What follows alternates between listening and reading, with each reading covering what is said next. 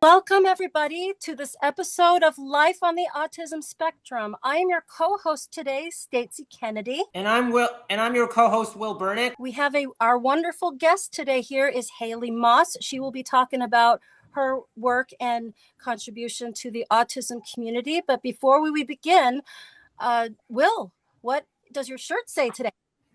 For this episode, I have my Washington Nationals shirt. They're one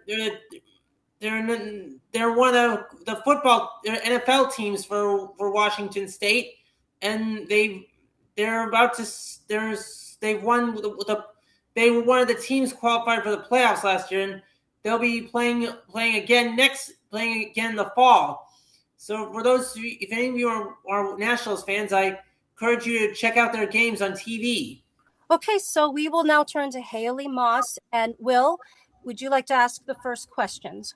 How did you come to our community? Hi, it's great to get to meet you both. I am part of our community as well. I am proudly autistic. I was diagnosed when I was 3 years old, and I got into advocacy actually by mistake. I didn't think I would be involved in autism advocacy at all. In fact, I thought it would be something that was kind of more of a need to know basis for me. I got involved in our community because first, I'd always been raised to give back to others. And second, what I did is I was asked to speak on a conference panel when I was a teenager, and I agreed to do it because it was in Orlando and I wanted to go visit the Disney parks. And I loved going to Disney anyway. I grew up not too far away, so getting an excuse to go to Disney was worth it to me.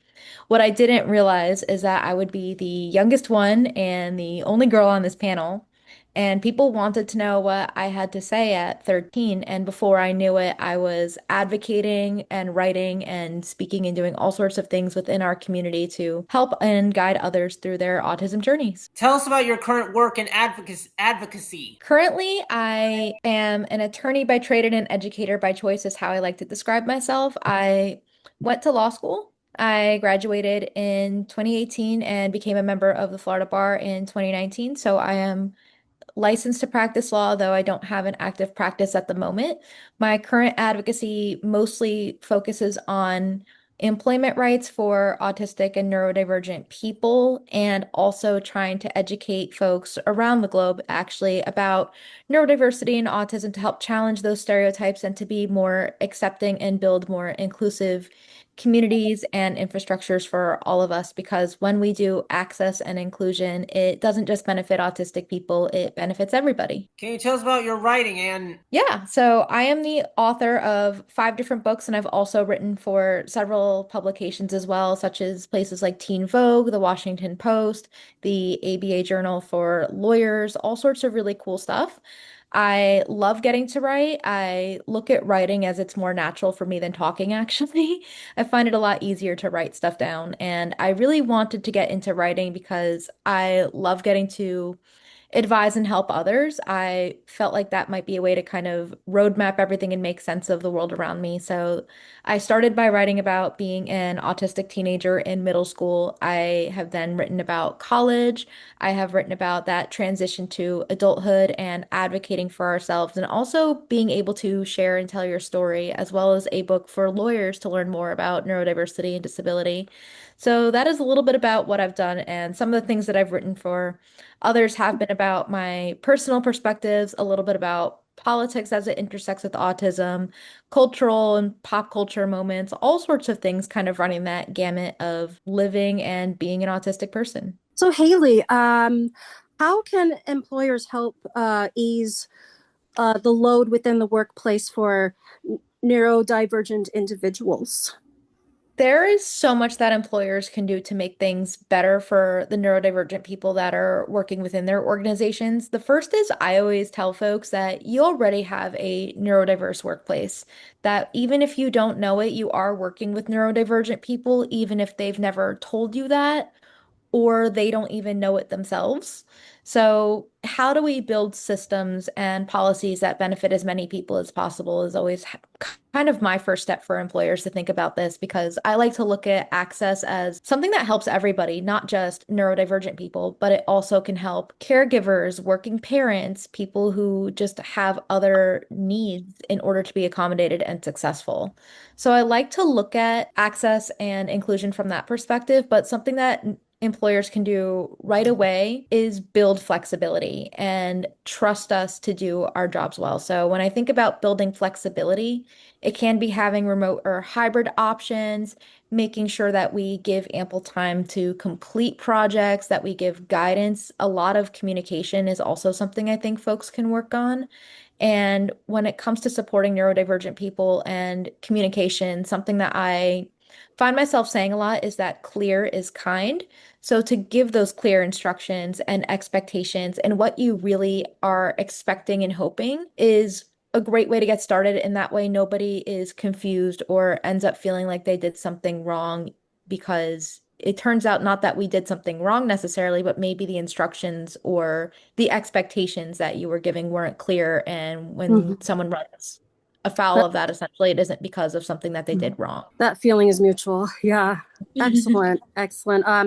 I have another question. I had to write it down. There was this famous saying in the disability community that nothing about us without us. I think that's how it goes. Mhm. Can you explain what that means or what does that mean to you? Yeah, the phrase nothing about us without us actually comes from, Um, I believe, the disability community in the 90s and started in, I believe, South Africa, which I think is super cool. It's also the phrase that you might see a lot in the autistic self-advocacy networks materials as well. And what that really means is that when it comes to disability, a lot of the times people are making decisions on our behalf without actually talking to us or figuring out what it is that we want, but rather it's sometimes parents and teachers and researchers and everybody else making those decisions.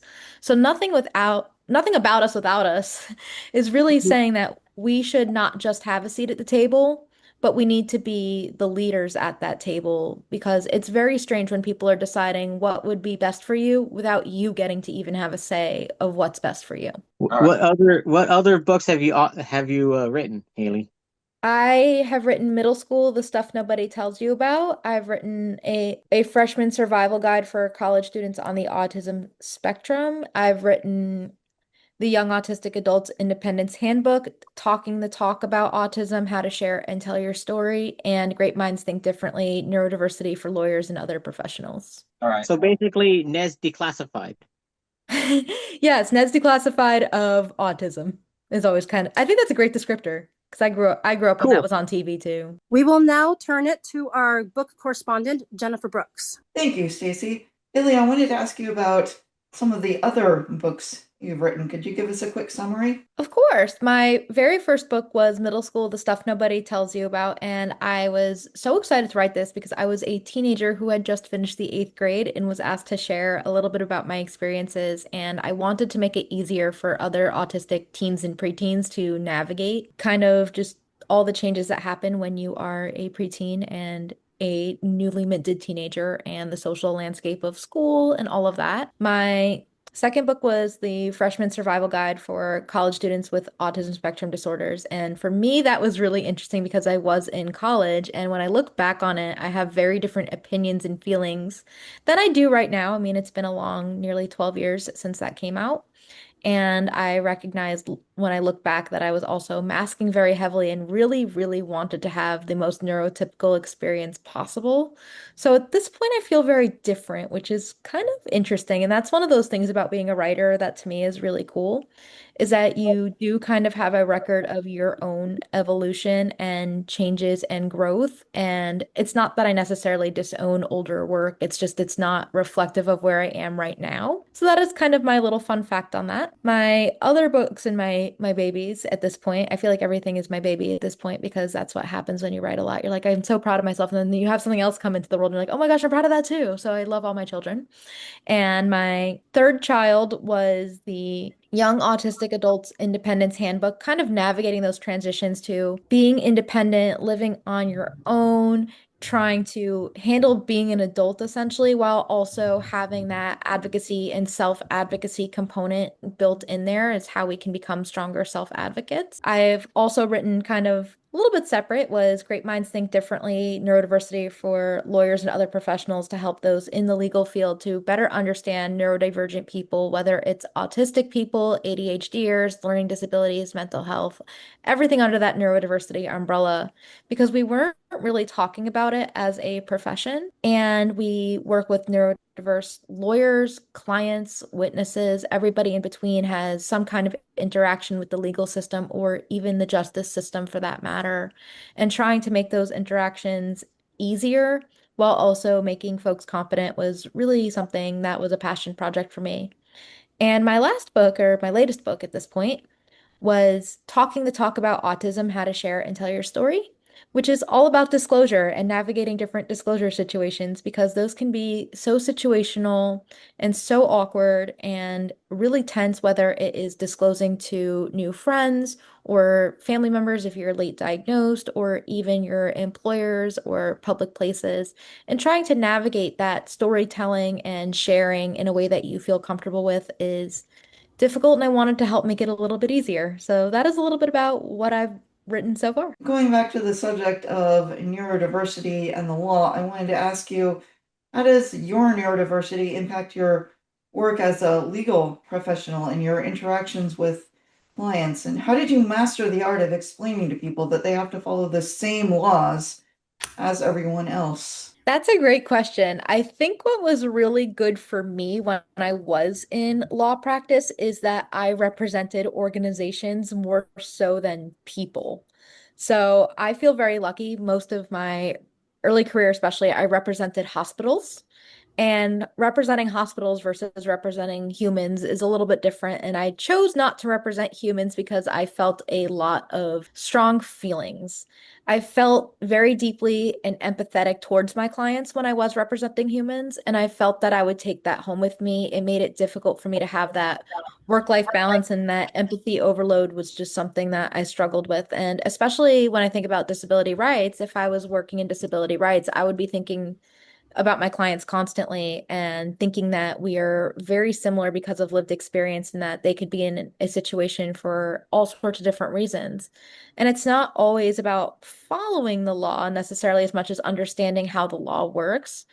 If you ask me, then that's something that is difficult to sometimes explain to people, that following the law is one thing, but there's also things that you might not realize are part of your rights, for instance. So while folks need to follow the law, it's also on us to be informed of what our rights are in certain situations, whether it's at work or housing or school or whatever it may be, that we have different rights and the law helps protect us more so than just to punish us. And I think criminals, the real places where that punishment situation sort of shows up more. I was never in criminal, so I don't have that experience. We will now turn it back to our co-host, William Burnett. What are your ideas on disclosure? Oh my gosh, there are so many places we can talk about disclosure, but the big thing for disclosure for self-advocates is that they feel confident and comfortable sharing that they have a disability or that they are autistic in a way that feels right for them.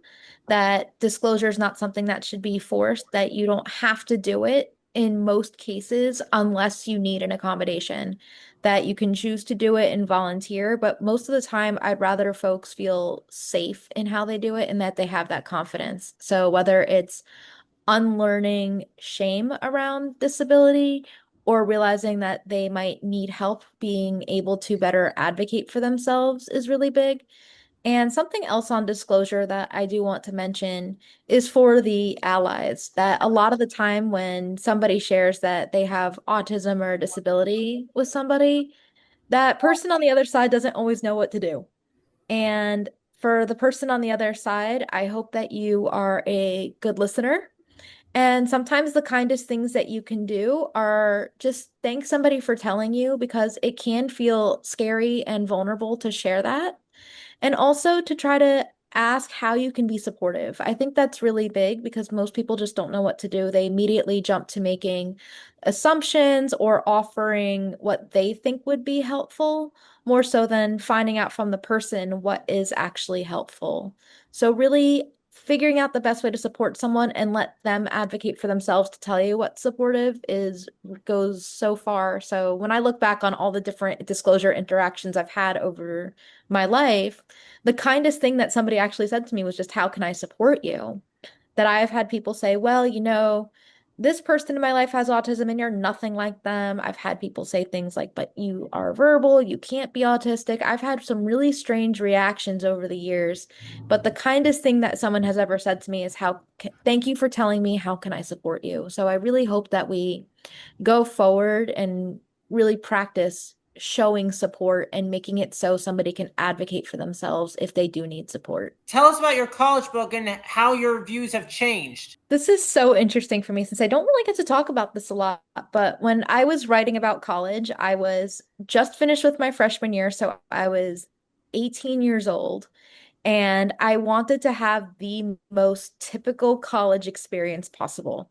I wanted to do all the things that my peers were doing. I wanted to be as neurotypical as they come. I went to a large state university and I genuinely had some good experiences and some rough experiences as young people do. Like there was a lot of change for me. And I think I wish that I had been more self-aware instead of trying to push myself to have a neurotypical experience and kind of preach that a little bit more. That there are so many different ways to handle higher education, how to advocate for yourself, and also to recognize that if there's certain things that are hard for you, that's okay. I also realized I masked very heavily then too because I did want to be liked. I wanted to make friends. I wanted to be perceived as neurotypical and to have this big typical college experience. And I realized that might not have been what was best for me, nor is that necessarily what is best for other autistic people too.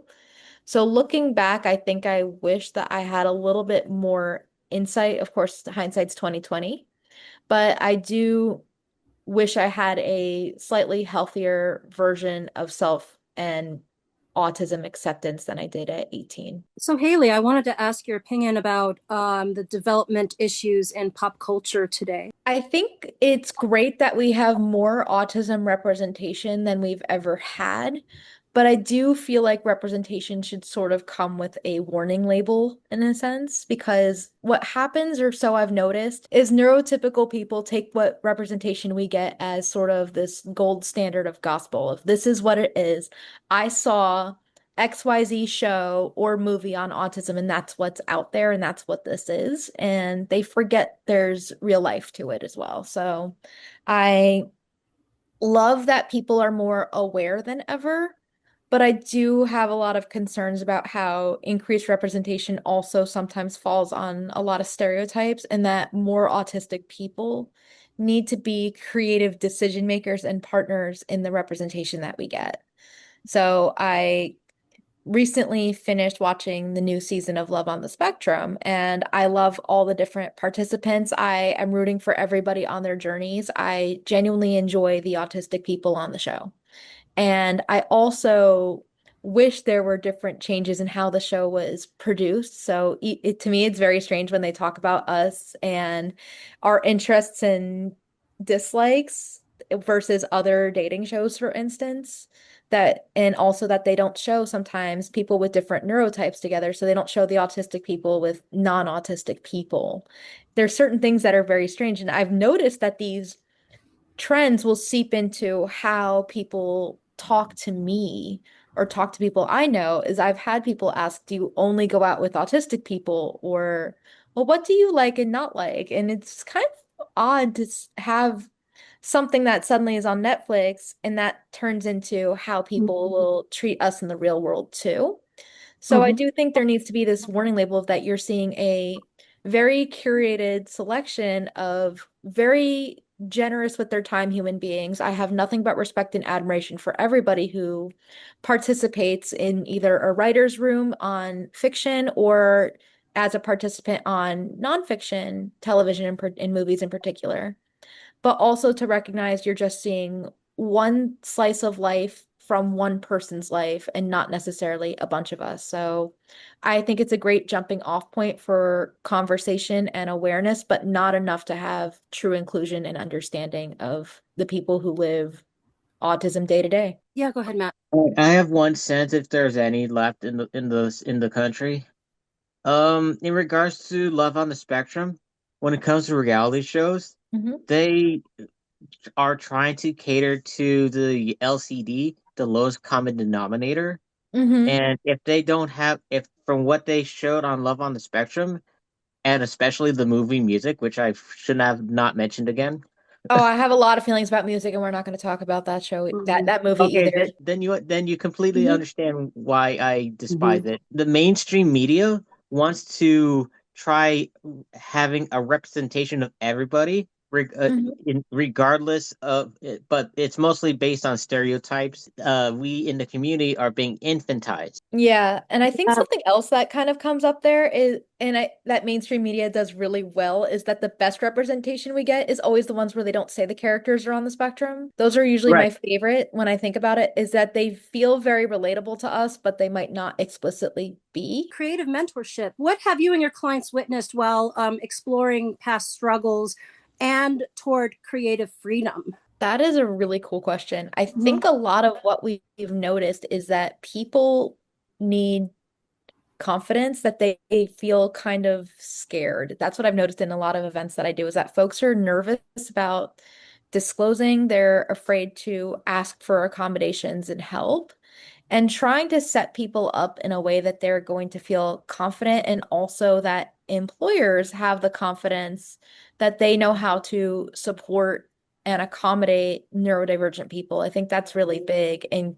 giving that freedom and creative freedom too is like, okay, this is how you work best. This is what you need to be successful. And then you can spread your wings and fly, rather than holding somebody to neurotypical standards where it feels like you're destined to fail somehow because you're not a neurotypical person. You're not going to meet these very random ideas of what they should or shouldn't be doing. And I feel like kind of having that healthy acceptance and reality check for employers is really big, while also making it that we can be successful because we have the qualifications, we have the work ethic, the dedication, the passion, all the things you want in somebody, but giving us the ability to be successful and setting the environment up that it's not just about potential is huge. What have been the milestones during this creative therapeutic transitions? Any you'd like to share? I'm not quite sure I understand. I'm sorry Like, because I'm like, I is don't there quite any get there. like any success stories or milestones within this practice that you've had with clients? Anything amazing? You can For me, the best, go ahead. oh, sorry. For me, the coolest success stories when I am speaking at events and everything is when people who have never told anybody that they're neurodivergent before will come up to me and say, I feel seen, I feel heard, I feel less alone, and I think I can do something. Or when somebody has that light bulb moment because maybe they were thinking they were autistic or didn't know they were autistic, and they're like, I need to look into this when I get home. I think something just clicked in my brain. That moment that people will have to me means the world, and hoping that people can have this sense of peace in who they are and that greater understanding so they can be successful, they can be happier, they can advocate for themselves. That is what it's all about to me, is really, I'm super passionate about what I do. And other people having more tools in their toolbox to me is the best. Welcome, everyone, because as Rebecca Heinrichs has written in her book, Perfect Targets, Asperger's Syndrome and Bullying, she is acknowledging something that every playground bully has known, at least since the beginning of time, that if you want to be a bully, the kid you should pick on is the one with Asperger's. Of course, nobody ever called it back then. She writes about her own experience with bullying in 5th grade. There was a girl who she gave the pseudonym Sarah, and Sarah may have been autistic. She was disliked for a variety of reasons, and Becky, under peer pressure, joined in the bullying, and she says that she has regretted it ever since. and that she wishes she could somehow track Sarah down and apologize. And so the good thing about this book is it doesn't just focus on autism, and it doesn't just focus on the reasons why so many children with autism get bullied. There's a complete chapter devoted to the question of why do some children choose to bully others. And the second half of the book is devoted to prevention. Turns out it's not true that kids will just be kids and what can you do? No, there's actually a lot you can do. And in chapter 8, she writes about goals for a whole school bullying prevention program. Create a strong bullying policy that will be enforced. Empower bystanders who witness bullying activities to intervene. Promote acceptance and tolerance. Recognize the dynamics and complexities involved in bullying relationships. Develop intervention programs, reduce the prevalence of bullying, and create a safer school that fosters positive learning experiences for all students. Be creative in developing strategies to promote social competence for children who bully, targets of bullying, and bystanders. See, it's not, instead of putting all of the responsibility on the targets of, well, they wouldn't get bullied if they just didn't act so strange. Not going to accept that anymore. Lastly, to develop ways to help students who bully find more socially acceptable ways of meeting their needs, and to build an effective support system for protecting targets of bullying. Now, when I was in 5th grade, I became the scapegoat of my daycare center, and that daycare didn't do or have any of these things. They just allowed it to happen. And yeah, so all I can say is thank you, Becky or Rebecca, for taking a stand. And Sarah, if you're out there watching this video, well, not only was Becky regret what she did, but some other girls did the same thing to me. So I totally feel for you, Sarah. And I hope that, in spite of what happened to you, that you've still been able to make a good life for yourself. So thank you everyone for watching. Until next time, I'm Jennifer Brooks for Life on the Autism Spectrum. Well, folks, that is it for this episode on Life on the Autism Spectrum. Until next time, I'm your co-host and cultural correspondent, Stacey Kennedy. I'm your co-host, Will Burnick. And I am your book reviewer, Jennifer Brooks. And I'm Haley Moss. Until next time, thank you all so much. Have a great weekend and see you next time.